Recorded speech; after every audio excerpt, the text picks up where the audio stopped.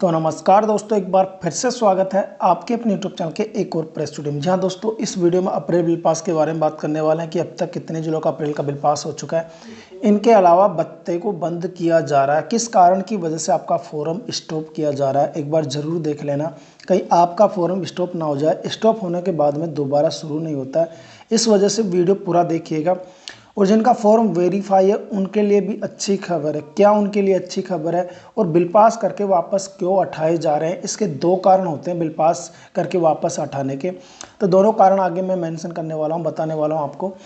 तो सबसे पहले तो हम बात करते हैं कि अप्रैल 2024 के बिल पास इस समय हो रहे हैं। तो अप्रैल के बिल पास कितने जिलों के हो चुके हैं। देखिए, अप्रैल से पहले बात करें मार्च के बारे में, तो मार्च 2024 के बिल पास है वो कंप्लीट बिल पास हो चुके हैं।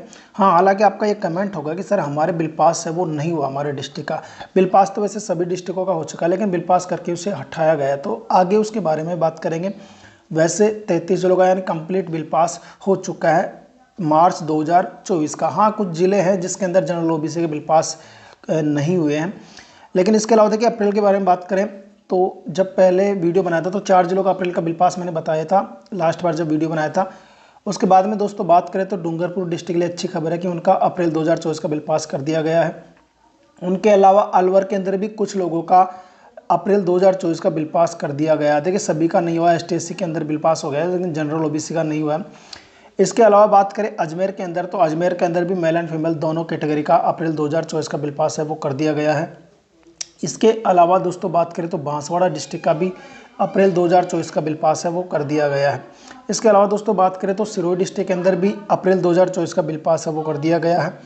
बाकी जो डिस्ट्रिक्ट हैं उनके अंदर तो देखिए सभी के बिल पास किए जाने हैं जनरल ओबीसी यानी ऑल कैटेगरी के अंदर। कुछ ही डिस्ट्रिक्ट हैं जैसे अलवर वगैरह जिसके अंदर ऑल कैटेगरी का बिल पास नहीं हुआ। इसके अलावा पाली डिस्ट्रिक्ट के अंदर भी अप्रैल 2024 का बिल पास है वो कर दिया गया है। 12 डिस्ट्रिक्ट के अंदर भी अप्रैल 2024 का बिल पास है वो कर दिया गया है। झुंझुनू डिस्ट्रिक्ट का भी अप्रैल 2024 का बिल पास है वो कर दिया गया है। इसके अलावा गंगानगर डिस्ट्रिक्ट का है वो भी अप्रैल 2024 का बिल पास कर दिया गया है। हाँ, ये बात अलग ही, गंगानगर का बिल है वो वापस हटा लिया गया है, लेकिन इनका बिल पास हो चुका था। जिनका हटा लिया गया उनके बारे में आगे बात करेंगे। इसके अलावा नागौर डिस्ट्रिक्ट के अंदर भी कुछ ओबीसी कैटेगरी के अंदर कुछ लोगों का बिल पास हो चुका है। तो नागौर का भी अप्रैल 2024 का बिल पास हो गया, लेकिन सभी का नहीं हुआ। इसके अलावा झालावाड़ डिस्ट्रिक्ट का भी अप्रैल 2024 का बिल पास है वो कर दिया गया है। वैसे अगर काउंट वाइज हम देखें तो ये 15 जिले ऐसे हो जाते हैं जिनका अब तक अप्रैल 2024 का बिल पास है, लेकिन इनके अंदर से जैसे नागौर हो गया या फिर इसके अलावा श्री गंगानगर हो गया जिसका बिल हटा लिया गया। नागौर के अंदर सभी का नहीं हुआ, अलवर के अंदर सभी का नहीं हुआ, ऐसे कुछ जिले हैं बस, और बाकी सबका बिल पास कर दिया गया है। तो ये 15 जिलों का अब तक अप्रैल 2024 का बिल पास कर दिया गया है। मार्च तक की बिल पास सभी के कंप्लीट हैं। अब बात करते हैं कुछ डिस्ट्रिक्ट अप्रैल के भी हैं और मार्च के भी हैं जिनके बिल पास करके वापस उठा लिए गए हैं। अब देखिए, पहले तो बात करते हैं कि बिल पास कितने कारणों से हटता है। बिल पास 2 कारणों से आपके हटाए जाते हैं। दोनों कारण कौन कौन से हैं देखिए, और हटने पर क्या आपके पेमेंट आने पर प्रभाव पड़ेगा या नहीं पड़ेगा, इस पर भी बात करेंगे। देखिए, 2 कारणों की वजह से बिल पास को पास करके वापस हटा लिया जाता है। देखिए, कई बार बिल पास करने में मिस्टेक हो जाती है, किसी का डबल बिल पास हो जाता है या फिर किसी का रह जाता है कुछ गड़बड़ी की वजह से। कभी कभी तो कैटेगरी वाइज हटाया जाता है, जैसे कि ओबीसी का हट गया, जनरल का हट गया, फिर ST/SC का हट गया। जैसे अगर कैटेगरी वाइज में किसी की प्रॉब्लम है तो पूरे बिल को हटाकर दोबारा से फिर पास कर दिया जाता है। लेकिन कई बार ऐसा होता है कि हम नॉर्मली बिल पास कहाँ पर चेक करते हैं, जनसूचना पोर्टल पर। देखिए, जनसूचना पोर्टल एक ऐसी साइट है जो विभिन्न साइटों का डाटा अपनी साइट के ऊपर दिखाती है। तो कई बार इसको लोड करने में भी थोड़ी देरी हो जाती है, तो कई बार तो हमको बिल पास भी लेट से होते हैं, और कई बार हमको यहाँ पर बिल पास से हो जाता है लेकिन वापस बिल पास हटा लिए जाते हैं, यानी कि यहाँ पर जनसूचना पोर्टल पर आपको शो नहीं करता है। तो देखिए, कई बार ये कंडीशन बनती है कि अगर जनसूचना पोर्टल पर बिल पास शो नहीं हो रहा तो लेकिन SSO-ID पर आपका बिल पास शो हो रहा है। देखिए, SSO-ID पर भी आप बिल पास चेक कर सकते हैं। तो उसके लिए देखिए, आपको लैपटॉप या कंप्यूटर वगैरह में आप चेक कर पाएंगे, मतलब मोबाइल के अंदर नहीं खुलती है SSO-ID में, पेमेंट का ऑप्शन मोबाइल के अंदर नहीं खुलती। कुछ ही % मोबाइलों के अंदर वो ऑप्शन खुलता है। कुछ पुराने मोबाइल भी थे, कुछ सैमसंग के मोबाइल है, उनके अंदर ये ऑप्शन खुल जाता है। तो देखिए, एक तो बिल पास होता है कि कैटेगरी वाइज अगर कुछ प्रॉब्लम हुई तब हटा लिया गया, वो तो दोनों ही जगह से हटेगा, जनसूचना पोर्टल से भी हटेगा और SSO-ID से भी हटेगा।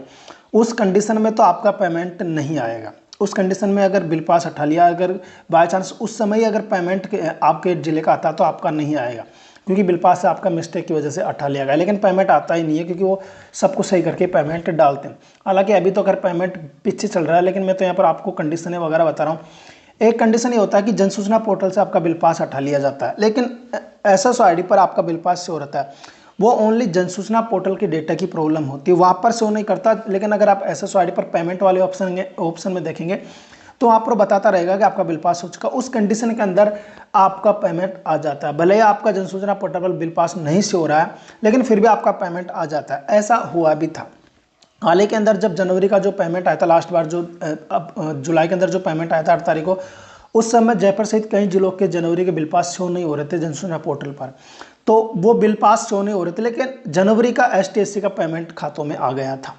तो इस कंडीशन में तो आ जाता है। जब जन सूचना पोर्टल की अगर पर्सनल प्रॉब्लम हो तो उससे तो कोई मतलब नहीं हो, तो सिर्फ डाटा ही तो शो कराती है। जो बिल पास होता है SSO पर रहते हैं आपके, उस कंडीशन में आपका पेमेंट आ जाता है। और जब वो विभाग वाले जैसे कि कार्यालय वाले खुद हटाते हैं बिल, उस समय पेमेंट नहीं आता, लेकिन कुछ गड़बड़ी को वो सही करके वापस पास कर दिया जाता है। इसमें आपको घबराने की ज़रूरत नहीं है, ये ऑटोमेटिक प्रोसेस है, उनका काम है।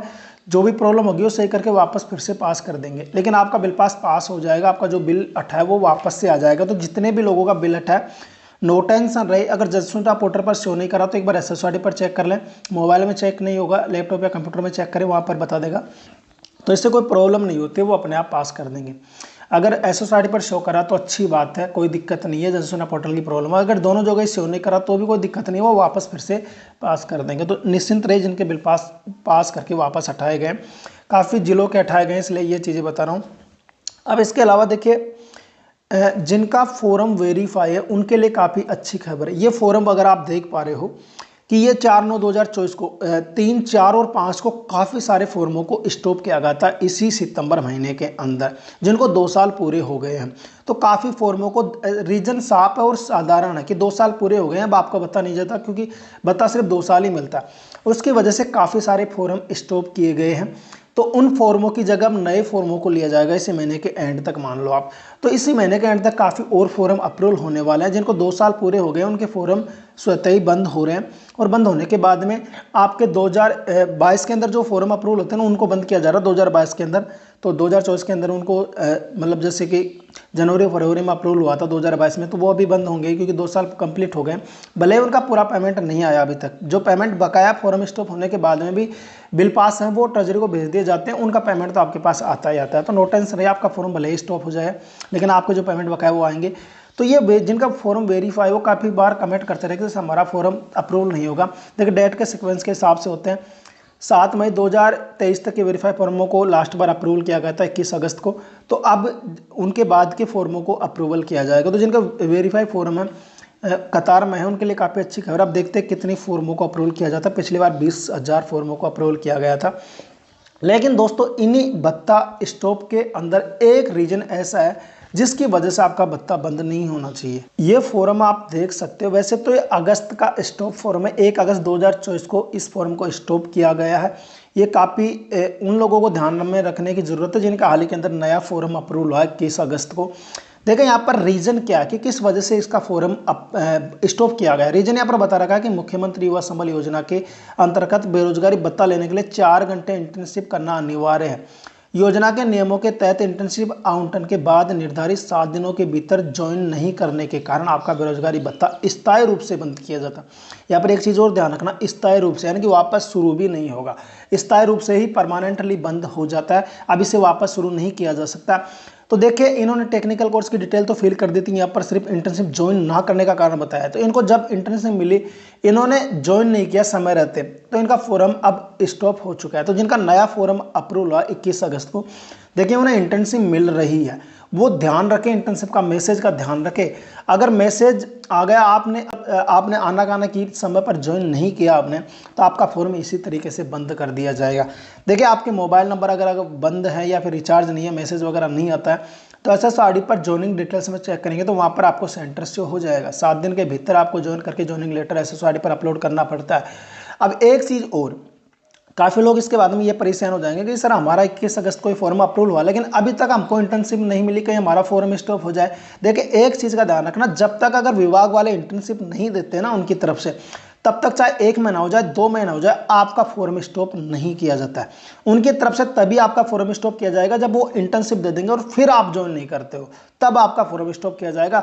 अगर आपको मान लो 1 महीना भी हो जाता है और आपको इंटर्नशिप नहीं मिलती, आपके पास मैसेज भी नहीं आता, और अगर आप SSID पर चेक कर रहे हैं ज्वाइनिंग डिटेल्स पर, वहां पर भी कुछ शो नहीं कर रहा है, तो आपका फोरम इस कंडीशन में स्टॉप नहीं होगा। तो वो निश्चिंत रहे। ऐसे भी कमेंट आते हैं कि सर अभी तक इंटर्नशिप नहीं मिली, कहीं हमारा फोरम बंद हो जाएगा। ऐसा नहीं होता है। जब वो इंटर्नशिप देते हैं उसी के बाद में ज्वाइन न करने पर स्टॉप करते हैं। जब तक वो इंटर्नशिप नहीं देंगे तो गलती उनकी रहती है। तो इंटर्नशिप नहीं देने के कारण कहीं होते हैं, जैसे कि आप अगर टेक्निकल कोर्स की डिटेल जैसे 15 दिन का टाइम देते हैं, जैसे 21 अगस्त के बाद में 15 दिन बाद तक अगर कोई टेक्निकल कोर्स की डिटेल को अपलोड करता है तो फिर वो चेकआउट करेंगे, उसके बाद में इंटर्नशिप देंगे, तो इसमें थोड़ा प्रोसेस लग जाता है। तो उस कंडीशन में आपका फोरम स्टॉप नहीं होगा। बाकी अगर आपको इंटर्नशिप मिल जाती है तो उसके बाद में आपको 7 दिन के भीतर ज्वाइन करके ज्वाइनिंग लेटर SSID पर अपलोड करना रहता है। इसी बीच में कुछ लोगों के कमेंट आ जाते हैं कि सर हम इसी बीच सेंटर चेंज वगैरह करवा सकते हैं क्या बिना ज्वाइन किए हुए। जी हाँ दोस्तों, आप बिना ज्वाइन करे भी इंटर्नशिप सेंटर चेंज करवा सकते हैं, या फिर ज्वाइन करने के बाद में भी आप सेंटर चेंज करवा सकते हैं। ऐसा नहीं है, दोनों कंडीशनों में सेंटर चेंज हो जाता है। लेकिन अगर आपको इंटर्नशिप मिल गई है तो तुरंत ही उसे चेंज करवा ले 7 दिन के भीतर ही, और फिर ज्वाइनिंग लेटर अपलोड कर दे दूसरा सेंटर पर मतलब ज्वाइन करके। अगर आप बीच में करवाते हो तो बीच में भी हो जाती है इंटर्नशिप सेंटर चेंज, और दोबारा से SSID पर ज्वाइनिंग लेटर भी अपलोड होता है। फिर तब अपलोड होता है वो अटेंडेंस के साथ में PDF के साथ अपलोड होता है, क्योंकि ज्वाइनिंग लेटर का एक बार ऑप्शन लॉक वापस फिर से हो जाता है एक बार अपलोड करने के बाद में। तो ये चीज़ है, अगर आपके किसी को अगर दोबारा बीच में अगर कोई चेंज करवाए तो कमेंट कर सकता है, उसके बारे में डिटेल में बता दूंगा। तो इस चीज़ का ध्यान रखें, फोरम अगर 2 साल बाद में स्टॉप रहा तो कोई अच्छी बात है, वो तो स्वतः होगा ही, लेकिन ये बीच में स्टॉप रहा, हालांकि इनकी जगह वेरीफाई फॉर्मों को अप्रूवल तो किया जाएगा, ऐसे फोरम स्टॉप होंगे, लेकिन ऐसे नहीं होना चाहिए। बहुत मेहनत के बाद मतलब बहुत दिनों के बाद में तो ये फोरम अप्रूवल होते हैं, उनके बाद में आपकी एक छोटी सी गलती की वजह से फिर स्टॉप कर दिया जाएगा परमानेंटली, फिर शुरू नहीं होगा। तो इस चीज़ का आप लोग विशेष ध्यान रखें, वीडियो वगैरह को अपने दोस्तों वगैरह को शेयर करें, जिनको नहीं पता उनको पता चलना चाहिए कि 2 साल जो इंटर्नशिप मिलने के बाद में 7 दिन के भीतर उनको ज्वाइन करना ज़रूरी होता है, नहीं करेंगे तो फोरम स्टॉप हो जाएगा। तो इस चीज़ का ध्यान रखें। बाकी अप्रैल की मैंने अपडेट आपको बताई दी है, आज तक की सुबह तक की यही अपडेट थी। अब देखते हैं शाम तक क्या और अपडेट रहती है, उनके बारे में हम आपको बताएंगे। तो ये वीडियो कैसा लगा, अगर अच्छा लगा तो वीडियो को लाइक कर देना, और अगर आपके और कोई कमेंट नीचे कमेंट जरूर कर देना। चैनल पर नए हो तो सब्सक्राइब जरूर कर देना। मिलते हैं नेक्स्ट वीडियो में नेक्स्ट अपडेट के साथ, तब तक के लिए बाय।